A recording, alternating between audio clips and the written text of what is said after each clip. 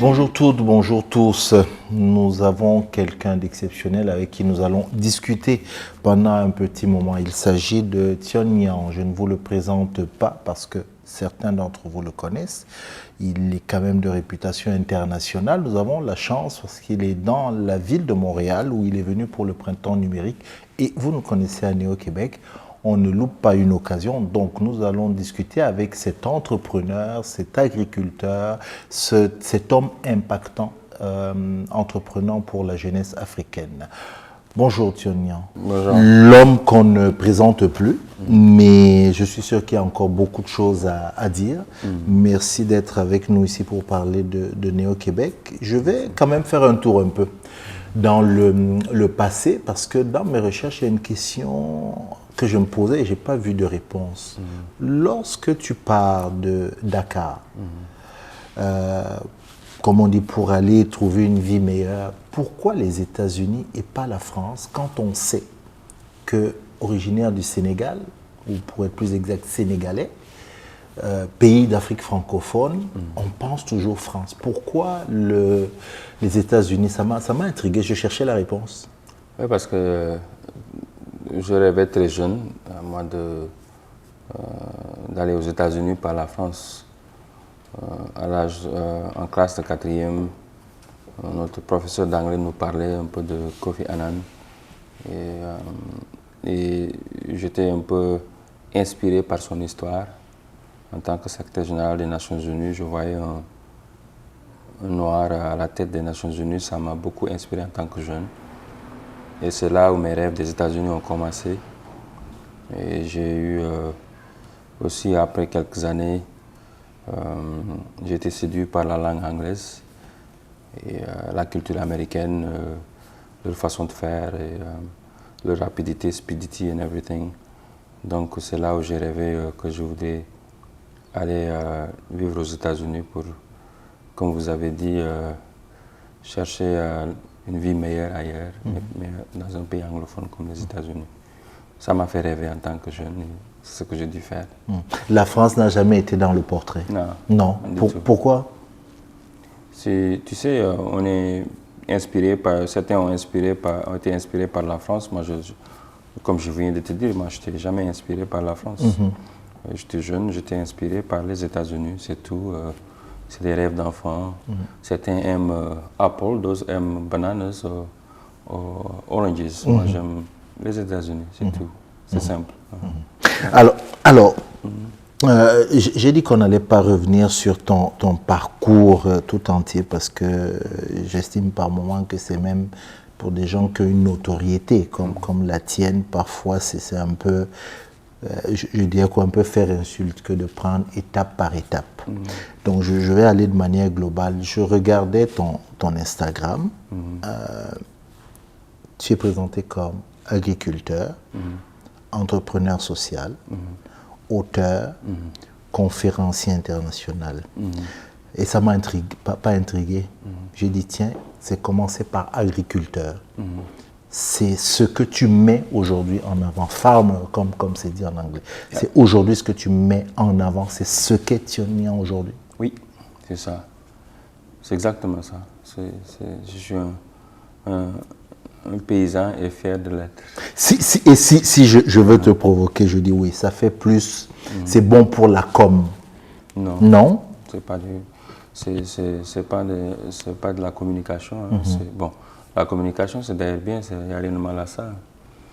Je peux utiliser, si cette communication m'aide à atteindre mes buts, mes objectifs, ces objectifs sont de pouvoir rendre l'agriculture attractive pour la jeunesse africaine, tant pis. Mais ce n'est pas quelque chose que je fais au flafla, c'est très sérieux ça. C'est quelque chose que j'ai choisi pour... j'ai laissé tout derrière pour retourner chez moi, acheter des champs et être dans les champs et faire l'agriculture pour un défi très précis. C'est pour montrer à la jeunesse de mon pays et de mon continent que nous devons prendre nos responsabilités sur une problématique qui est que on attend les gens nous nourrissent partout dans le monde Et pourtant, on a les terres, on a la jeunesse, on a le soleil, on a tout ce qu'on a besoin. Je suis frustré de voir ça. Et I'm trying to lead by example. C'est pourquoi je suis devenu agriculteur. Et ce n'est pas un jeu, c'est très personnel. Parce que je veux nourrir ma communauté, je veux nourrir ma population, je veux que ma population se nourrisse elle-même.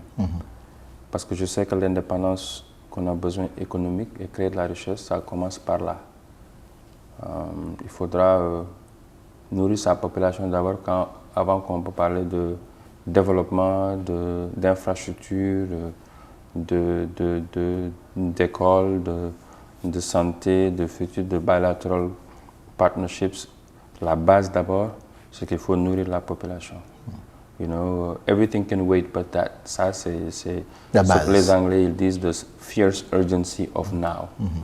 Donc, c'est pourquoi quand vous voyez mon Instagram ou mon Facebook, je suis un paysan, mais très fier de l'être, parce que c'est un message que je lance à la jeunesse, que je lance aux partenaires de l'Afrique, mais aussi à sa diaspora comme vous. You know, si vous le voyez comme truc de communication, ben voilà, donc ça marche bien. Non, mais c'est très bon cette réponse-là, mais parce que l'image de Thione Niang avant peut-être l'agriculture, et peut-être que tu vas me dire si je me trompe, c'est plutôt celle d'un, et c'est là où j'inverse, je vois d'abord l'entrepreneur social. C'est vrai qu'il y a un métier à la base, mais c'est l'entrepreneur social qui a inspiré, qui continue à inspirer des générations. Donc c'est pour ça que je me suis dit, tiens, j'aurais d'abord pensé peut-être à l'entrepreneur avant le farmer. Mais je comprends, je suis tout à fait en train de comprendre ça, mais je vais d'abord rester encore justement, puisqu'on a engagé l'agriculture.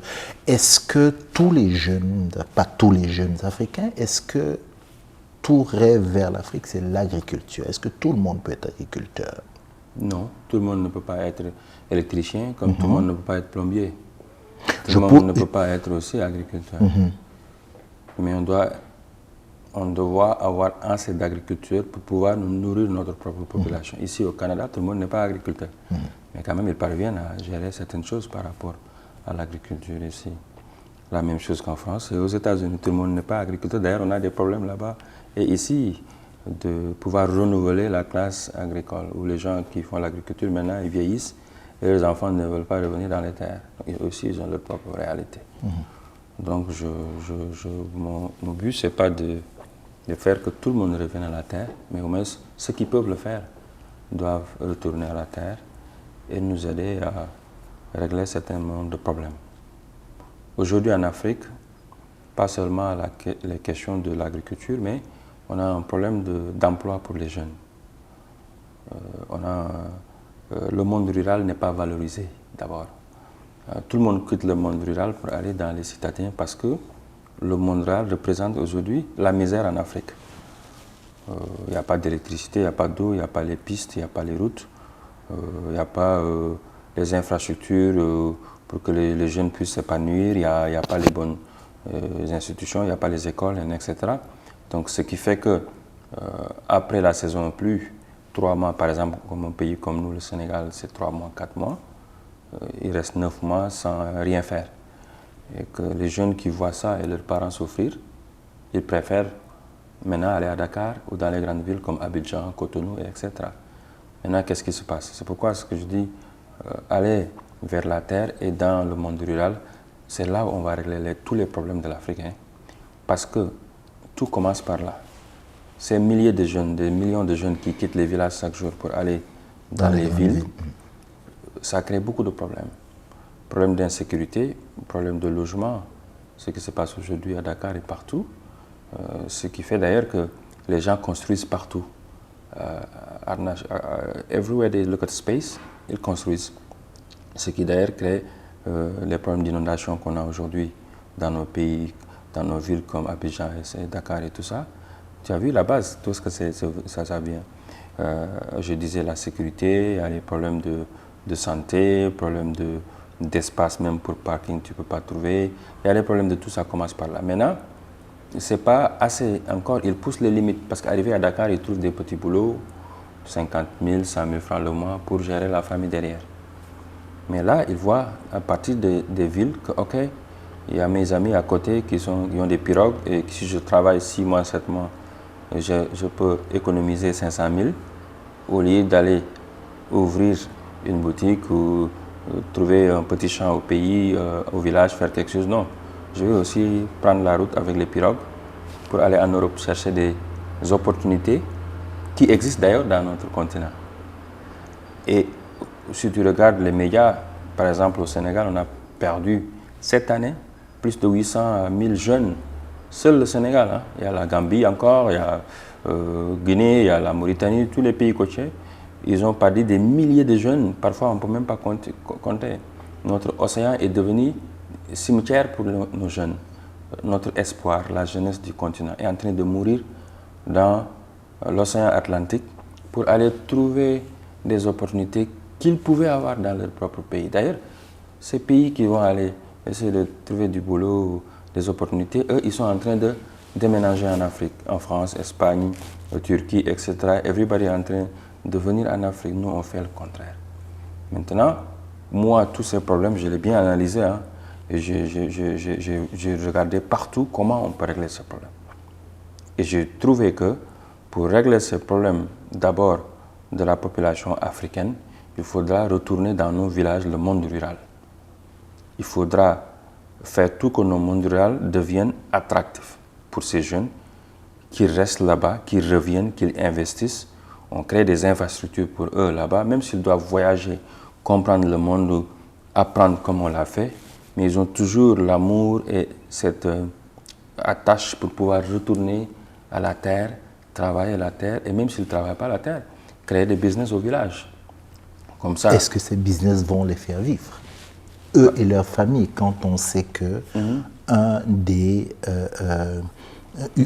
facteurs qui t'a le plus poussé à être la personne que tu es, c'était justement quand tu observais qu'une personne avait quasiment en moyenne, hein, on parle en moyenne, près de 30 personnes à sa charge. Est-ce que ces business-là permettent de vivre? Parce que c'est ce que ces jeunes disent. C'est pour ça qu'ils ne peuvent pas ou ils ne veulent pas rester, parce que ça ne permet pas de vivre. Ben, ça dépend. Hein. Il y a des gens qui n'ont pas quitté nos pays qui font mieux que toi et moi. Hein. Entièrement ben voilà, donc tout n'est pas black and white. Tout n'est pas aussi mauvais. Hein. En Afrique, il y a des gens, moi que je vois toujours, qui ont réussi des entreprises, qui créent des milliers d'entreprises, des gens comme Babacar Ngom de Sédiment, ils n'ont pas voyagé. Donc c'est possible en Afrique. Il faudra créer l'environnement et tout le monde ne peut pas partir. Moi, j'encourage les gens de voyager parce que j'ai voyagé, j'ai trouvé ma voie par le voyage. Je suis content d'entendre. Voilà, et en Wolof, on dit si tu voyages, tu vas apprendre ou avoir. Donc, on doit les donner les opportunités de voyager. Malheureusement, nos partenaires bilatéraux ne sont pas justes. Parce que le jeune français peut prendre son backpack à l'âge de 18 ans, regarder the map of the world. Le jeune canadien peut le faire, le jeune américain, australien, ils le font d'ailleurs partout en Afrique et le monde. Pour dire, ok, je vais prendre 2 ans avant d'aller à l'université, voyager le monde. Ils n'ont pas besoin de gassement de visa. Ils viennent dans nos pays, on ne leur demande rien du tout. Ils peuvent rester quand ils veulent, comment ils veulent. Et après, ils retournent, ils apprennent un peu du monde et après retourner construire leur vie. Nous, le jeune africain, si ton parent n'est pas ministre ou milliardaire, tu galères comme moi j'ai galéré pour avoir juste un visa, 4 ans, 2 ans, 4 fois, ils me disent non, et des milliers de jeunes africains n'auront jamais cette opportunité parce que quand ils demandent des visas, même s'ils ont l'argent dans leur compte, on leur dit non, c'est pas juste. Maintenant, plus que ça, aujourd'hui, nos gouvernants ne peuvent pas régler ce problème parce qu'on est dans ces relations strong and weak, on est un peu faible par rapport à nos relations, que dans le futur, on doit régler d'ailleurs ce problème. Mais, qu'est-ce qu'on peut faire aujourd'hui? C'est valoriser ce qu'on a, des gens comme nous, qui sommes suivis par la jeunesse africaine, qui, avec toute humilité, inspirent la jeunesse africaine, certains d'entre eux. On doit prendre des risques et aussi do the opposite what people think. Ce ne serait pas intéressant pour moi de rester à Washington ou à Paris et pour dire aux jeunes africains, oui, j'ai réussi, voilà, vous pouvez faire la même chose, je vais écrire des livres là-dessus. Je pense que ce qui peut encore plus les inspirer de faire encore plus dans notre continent et de préparer, de faire partie de la construction du continent, qui est d'ailleurs en construction, et de ne pas rater la construction du continent, parce qu'avec ou sans nous, la construction du continent est en marche. Et c'est en train d'être construit par d'autres personnes, pas nous. Donc, ce que je dois faire, c'est retourner au pays, et dans les champs, et dans le village, pas à Almadies, pas à Dakar, pour lancer un message très fort. Et ce message, c'est de dire que notre continent et notre pays est Eldorado aussi. D'accord? On peut créer à partir de rien, the best we can imagine. Ce qu'on cherche ailleurs, on peut le trouver ici. Moi, cette qualité de vie que j'ai aujourd'hui en Afrique, je ne l'avais pas aux États-Unis. D'accord? Et l'impact que je suis en train d'avoir dans mon village et aux États-Unis, je ne pouvais pas avoir ça à Washington. Et ça me fait vivre. Parce que je partage le peu que j'ai avec les gens qui sont autour de moi, qui travaillent avec moi. De la dame à la maison qui m'aide sur ce que je fais là-bas, les dames qui m'aident là-bas, les gardiens, les chauffeurs, les gens dans les villages, les gens qui travaillent avec moi dans les champs. Eux tous, je vois dans les yeux, ils portent l'espoir quand ils me voient là-bas avec eux. Même si c'est juste ça, ça suffit. Même les jeunes qui jouent le football dans le village là où j'habite, à côté de la mer, chaque soir, moi je sors, je joue avec eux. Avant, ma maison, les maisons autour, c'était des maisons par des Blancs qui venaient là-bas, qui achètent devant la mer. Moi, un jeune, quand il me voit, je joue le football avec eux, je leur lance un message que vous aussi, vous pouvez faire ça, pour pouvoir leur faire rêver. Parce qu'ils pensaient que ces choses, ce n'était pas pour nous. Avant qu'on ne parle de diaspora, je veux m'arrêter encore sur ce point-là. Un jeune qui t'écoute d'ici, mais qui est par exemple un jeune Dakarois, qui veut rentrer, veut se lancer dans l'agriculture. Est-ce que celui qui est issu du centre du Sénégal, là où il y a encore des terres, n'est pas plus avantagé que lui qui est un Dakarois, qui veut rentrer mais n'a pas de terre? Il y a un avantage, non? Quand on est hors des grands centres urbains. Oui, il y a toujours des désavantages, mais the greatest thing about business, c'est qu'on utilise nos désavantages en avantages. Là où il y a les problèmes, c'est là où il y a les opportunités. Moi, j'étais comme eux, hein. Moi, j'étais pas de base, je n'étais pas un fermier. Hein. Mes parents ne sont pas des agriculteurs. Moi, je ne connais rien de la ferme. Hein. Mais aujourd'hui, pas seulement en tant que fermier, mais j'ai une école agricole à l'intérieur, que les jeunes viennent de partout dans le monde pour venir. Il faut savoir prendre des risques. Il ne faut pas toujours regarder les problèmes. Oui, moi, je n'ai pas ce background, donc je ne peux pas le faire. Quand on est venu ici, en North America, ici au Canada, vous, quand vous êtes ici, et les jeunes qui sont là, ils n'étaient pas familiers de ce qui se passe ici, avec le froid, avec votre système de travail, etc. Ce n'est pas notre système, nous, chez nous. Nous, c'est tout est yalla bahna, tout est ok. Yalla, pourquoi tu te précipites? Tout va bien, on va à Taya. Hein? Quand on donne l'heure 9h, ça veut dire c'est 4h du soir, ou bien 12h, et personne ne se plaint. Mais ici, vous avez dû s'adapter de ce qui se passe, des réalités. Jusqu'à ce que vous devenez maintenant, vous faites partie intégrale de la société. Donc, pour le jeune qui est de la diaspora aussi, au lieu de voir, oui, c'est pas mon background, il faut venir s'adapter, s'y mettre et faire le travail. Parce que personne ne va te donner ça. Personne ne m'a donné. Hein. Moi, je suis revenu, j'ai adapté, j'ai fait mes erreurs, etc. Puis j'ai travaillé comme tout le monde pour créer quelque chose. Quand j'ai acheté les champs, il n'y avait pas d'arbres, il n'y avait rien. Hein. Aujourd'hui, j'ai plus de 10 000 arbres dans mes fermes. Il n'y avait rien. Tu voyais de one bout de la ferme jusqu'à la fin de l'autre truc. Aujourd'hui, tu ne peux pas voir. J'ai créé une forêt là-bas. En 5 ans, j'ai dû faire ça parce que j'ai beaucoup travaillé, je me suis beaucoup investi. Donc, s'ils veulent venir travailler, bon, s'ils sont agriculteurs ou pas, ils peuvent tout faire. Hein. Il n'y a pas de miracle. C'est le travail qui fait. Il n'y a pas de miracle, justement. C'est le travail. Quel est le facteur chance dans ton parcours? Chance? Ouais. Moi, je ne crois pas. Il en faut? De chance, ok. Moi, je ne sais pas, mais moi, je crois que, comme Oprah Winfrey disait, quoi, succès, c'est quand, hard work, le travail se rencontre avec l'opportunité. Je crois beaucoup plus à au travail et d'être au bon milieu. Sometimes, ça aide beaucoup. Mais je ne crois pas beaucoup, il y a de la chance pour pouvoir être là. Non, non, maybe a maktoub, a destiny, beaucoup plus. Mais c'est le travail quoi, qui fait ça. C'est ce que je crois personnellement. Je ne crois pas cette personne est beaucoup plus chanceuse que l'autre. Non, c'est juste, il faut travailler, être très stratégique, avoir des objectifs et prêt à retrousser les masses et faire tout possible pour, même avec les difficultés, tout ce qui est impossible, créer la possibilité sur les problèmes. C'est ce que je veux dire. Make the impossible possible. L'éternel optimiste. Je suis un éternel optimiste, ça dit tout. Et je suis aussi, ça ne suffit pas même d'être un éternel optimiste. Il faut être, comme je conclus dans mon premier livre, un optimiste têtu.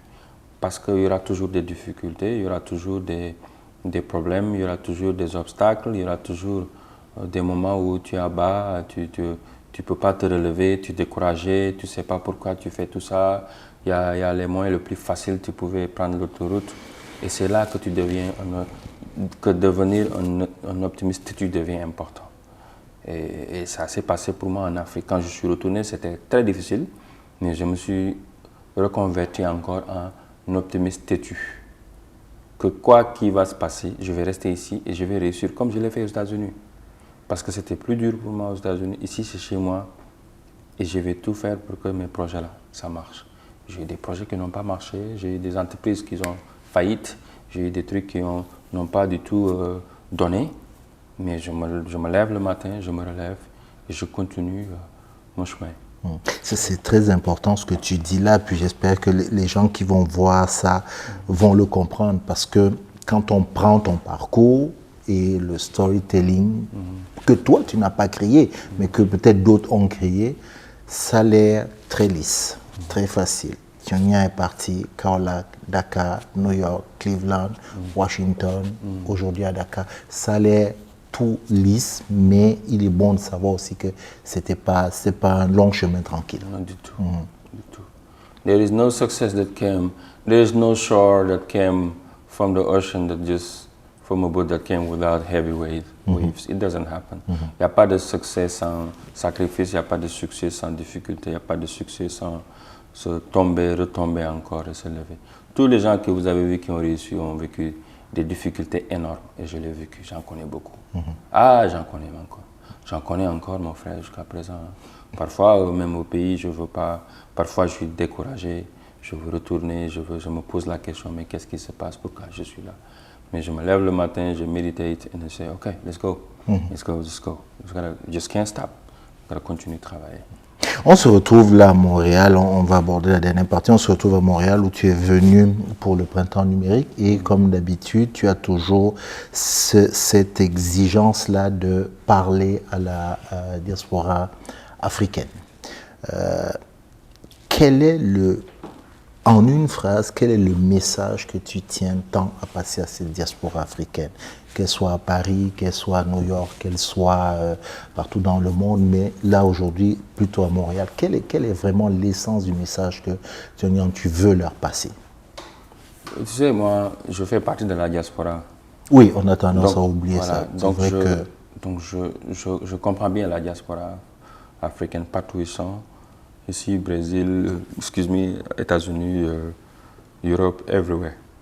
Et partout où je vais, comme cette fois-ci, j'étais invité par Printemps numérique, d'ailleurs que je salue de passage. Une sœur, c'est Nabou de la mairie ici, qui ont beaucoup travaillé pour que je sois là. Mais j'avais indiqué à Sénobo que je voudrais, comme d'habitude, partout où je vais, prendre le temps de rencontrer la diaspora africaine à Montréal. Parce que je trouve que l'histoire se répète. Et on a besoin que l'histoire se répète pour nous. Pourquoi? Cette fois-ci, dans les années 50 jusqu'aux années 60, c'était la diaspora africaine qui a libéré l'Afrique. Tu regardes nos pères fondateurs en Afrique, tous nos présidents, nos premiers ministres, nos leaders, de Nkrumah jusqu'à Patrice Lumumba, jusqu'à Houphouët-Boigny, jusqu'à Senghor, Sékou Touré, etc. Ils sont tous issus de la diaspora africaine en France et en Angleterre.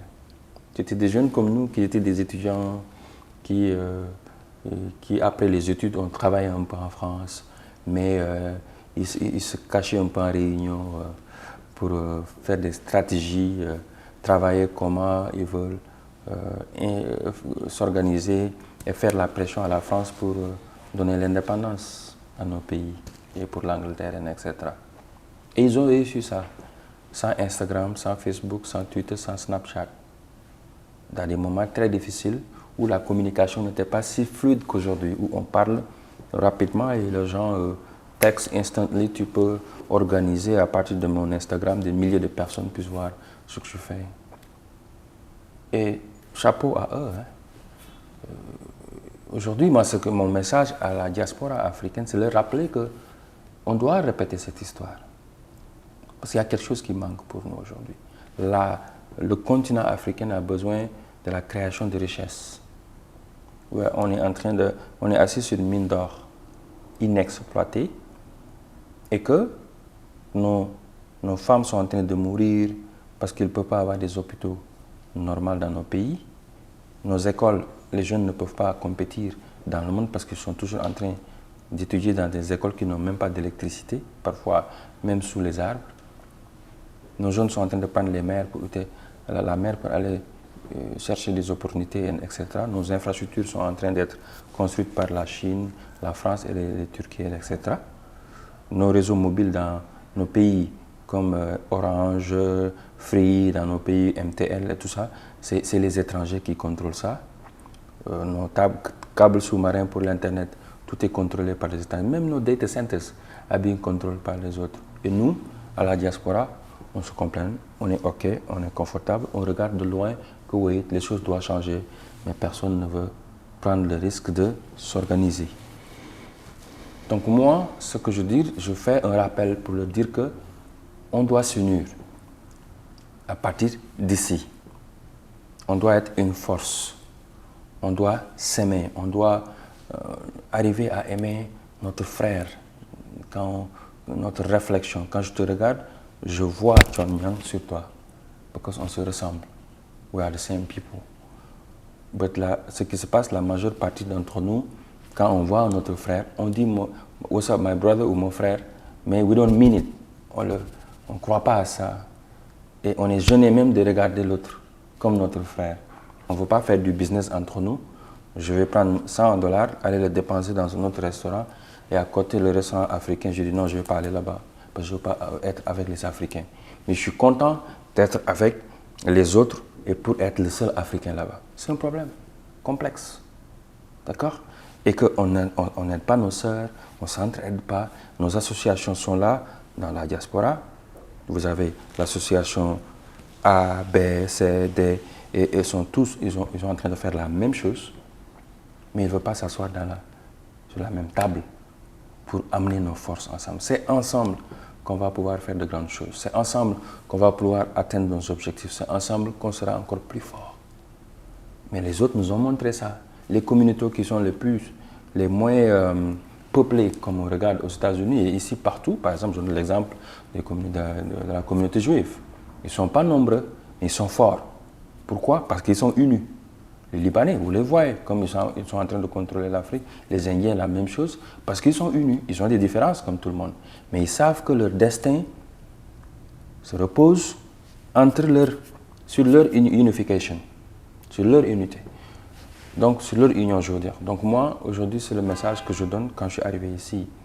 J'ai vu la même chose en France, je l'ai vu ici, je le vois au Brésil, partout. J'ai demandé à notre sœur Seynabou, je voudrais rencontrer les leaders de chaque organisation. Et je voudrais que cette organisation, de cette masterclass, cette conférence que je vais partager mon expérience avec eux, je veux que chacun d'entre eux fera partie de l'organisation. Ce ne sera pas mon événement ou votre événement, c'est notre événement pour parler de nos problèmes et trouver nos solutions, comme les autres le font. We have to open the dialogue. On doit ouvrir ce dialogue entre nous, mettre nos égos à côté pour l'avenir de nos enfants, même si c'est rien. Pour l'avenir de nos enfants. Parce que moi j'ai honte pour que ce qu'on a aujourd'hui, je lègue ça à mes enfants. Parce que ce n'est pas le bon modèle. Donc on a réussi à faire ça et je suis très content et je les remercie tous pour ce qu'ils ont pu faire. On a dû même faire 2 événements parce qu'il n'y avait pas assez de place pour les gens. Mais au-delà de ça, on s'est réunis encore, on a mangé ensemble, ils se sont donné la main. Ils vont travailler ensemble et ils vont se donner la force. Et c'est à partir d'ici, c'est cet exemple, qu'on pourra impacter Home. On ne peut pas impacter l'Afrique si on n'est pas unis ici. L'Afrique est too big. Il y a la culture, il y a les langues, il y a les ethnies, il y a la religion, il y a la culture, tout est différent. Mais à partir d'ici, vous avez des perspectives différentes que l'Afrique. Vous avez vu comment ça marche ici, comment ça marche dans notre continent. Maintenant, si vous arrivez à faire ce que les Senghor et trucs ont fait, même pendant l'affaire de la négritude, comment ils ont créé ces organisations ensemble, Aimé Césaire, tous, ils se sont mis ensemble. C'était pour être unis. Malheureusement, à la fin, ça a dispersé. C'est pourquoi on a vu ce qu'on a vu aujourd'hui en Afrique. Mais si on arrivait à garder le Mali et le Sénégal, la Guinée, tout ça dans un pays comme avant, mais les égos sont mis dedans. On connaît l'histoire, on ne va pas retourner dedans. Et nous, on ne doit pas commettre ces mêmes erreurs. D'accord? Et la diaspora is capital on the change that Africa needs. Sans la diaspora, on ne peut pas le faire. Hein? On peut rêver tout ce qu'on veut. Mais la diaspora doit jouer son rôle comme il l'a fait dans les années 50 et les années 60, comme elle l'a fait. Donc c'est pourquoi je pense que ces conversations que je suis en train de faire autour de notre diaspora dans le monde entier est capitale. Et j'espère que ça peut inspirer certains de mettre les égos ensemble et d'arriver d'amener nos forces ensemble. Et ce que je vois ici au Canada m'inspire beaucoup. Ça m'inspire parce que vous avez une diaspora très éduquée et très sélective et très spéciale. Donc on a besoin de cette diaspora dans le monde francophone et dans le monde anglophone. Et votre expertise, on a besoin de ça. Donc c'est pourquoi j'ai pris le temps de les rencontrer. Ça m'a donné beaucoup de force. On va finir. Quel est le rêve ultime de Thione Niang? Jusqu'où tu veux aller? C'est pas d'où je veux aller, c'est ce que je veux voir. Qu'est-ce que tu veux voir? Même si je ne le vois pas, même si peut-être je ne serai pas là pour le witness, je voudrais que ça existe. Je voudrais voir une Afrique debout et une Afrique très fière, you know? Je voudrais voir une Afrique qui représente ce rêve de nos ancêtres. You know, l'excellence. Une Afrique qu'on ne regarde pas down, you know, qu'on va donner des miettes, des financing pour venir après utiliser nos ressources naturelles. Tu sais, les États-Unis, ils ont beaucoup de ressources naturelles. Ils ont presque tout, hein? Mais personne n'en parle. Parce que c'est pas... it's not negotiable, it's not on the table of discussion. C'est leur garde, c'est leurs reserves. Ici aussi au Canada, personne ne parle de ça, hein? Mais tout le monde parle de la richesse africaine parce que it's the easy to go and get. Je rêve d'un jour qu'on a ça en Afrique. Qu'on sait que nos ressources naturelles, c'est pour nous. C'est pour nos enfants. C'est pour éduquer nos enfants. C'est pour construire nos écoles. Les best schools in the world. Je veux voir ça en Afrique. Je veux voir demain qu'on dit que le New Harvard, le New Sciences Po, le New HEC, c'est au Sénégal, c'est en Guinée, c'est au Mali. Je veux voir que les jeunes Canadiens et les jeunes de la France et des États-Unis prennent leur sac là pour aller vivre en Afrique. Je veux voir que le New Eldorado of the world soit dans mon continent. Je veux que le changement qui est en train de se faire dans notre continent, cette construction, soit contrôlée par les Africains, avec dignité. Comme les Arabes sont en train de le faire en Abu Dhabi, en Doha, en Dubaï, en Sharjah, etc. 30-40 ans de cela, c'était des déserts. Mais quand ils ont pris contrôle de leurs ressources naturelles, ils ont laissé les Américains et les autres exploiter les Anglais. Hein. Mais ils ont pris leurs recettes, ils ont envoyé leurs enfants à Harvard, HEC, Sciences Po, dans les grandes universités. 80 ans après, ils sont retournés, ces jeunes-là, et c'est eux aujourd'hui qui contrôlent leur pays. Tu descends à Abu Dhabi, tu descends à Doha, ils portent leurs habits tout blancs, avec le truc, avec fierté. Pas des costumes avec cravate, hein. Je veux voir ça un jour, qu'on est fier en tant qu'Africain. Quand tu descends en Afrique, tu vois la beauté de l'Afrique, avec ses vibrantes couleurs et avec fierté. Que la femme africaine soit mise au devant de tout ce qu'on fait. Et tout ça, pour moi, c'est des rêves qu'on peut réaliser. On peut réaliser ces rêves. Je ne veux plus qu'on nous donne. Il faut graduate from aid. La France et l'Europe, etc. Après la guerre mondiale, la deuxième guerre mondiale, qu'est-ce qui s'est passé? Les États-Unis sont venus, ils les ont donné de l'aide. German Marshall Fund pour aider à construire leur route, construire leur pays, construire tout. D'accord? Mais à un moment donné, ils ont dit aux Américains, on doit graduate from aid. Now we got this. Maintenant, c'est bon, on peut gérer notre propre truc. Ils ont reconstruit leur pays. L'Europe était dans de mauvaises conditions que nous.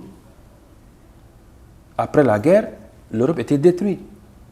Mais ils ont reconstruit leur truc. Mais nous, notre problème, c'est qu'on ne graduate jamais de aid. On demande toujours de l'aide. Et on a des mines d'or, on est assis sur ça. Tu vas dans nos pays, dans les villages comme Sabadola, dans des villes comme Sabadola, là où il y a l'or, des millions de dollars sortent par jour. Et le villageois autour ne peut même pas trouver 5 dollars pour manger un jour. 1 dollar. Je veux que ça finisse dans mon continent. Je veux qu'on nous traite avec dignité. Moi, je veux voir ça.